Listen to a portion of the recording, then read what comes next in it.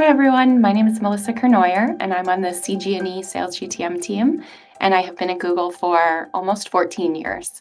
I started at Google on the pod in LCS, supporting media and entertainment clients, and I stayed on that pod for about 5.5 years, at which point I switched over to our central GTM team.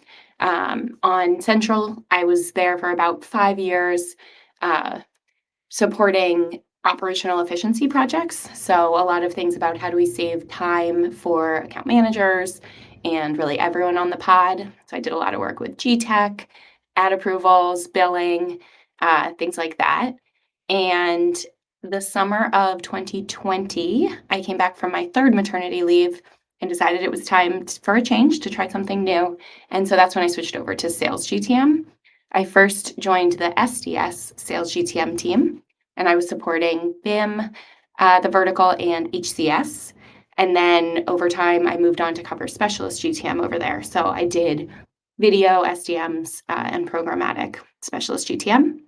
And then about a year ago, there was a role on the CG&E Sales GTM team. So I made the move over to my current role, where I currently support two verticals. I support FBR and HPC. When did I know it was time to make a career pivot? I am not normally someone who seeks out change. I kind of have had to be pushed to try something new by managers who I really appreciate, them having me, push outside my comfort zone. I think whenever you start to feel too comfortable in a role, it's a good idea to start to look around and see what other opportunities exist. And if you're someone like me, I think it's good to push yourself outside of your comfort zone to try something new. How does it feel to make the transition?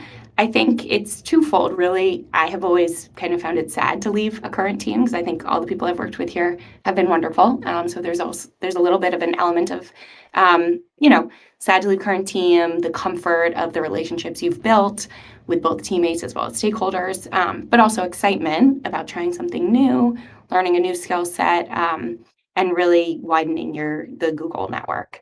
The advice that I would share with GTMers who are thinking about making a change within GTM is just investing in your Google network. So making an effort to really maintain those relationships with people that have been on your teams in the past, or that you've worked with on partner teams or stakeholders. I think Google is a huge organization, but the longer that you stick around, the smaller of a world it seems.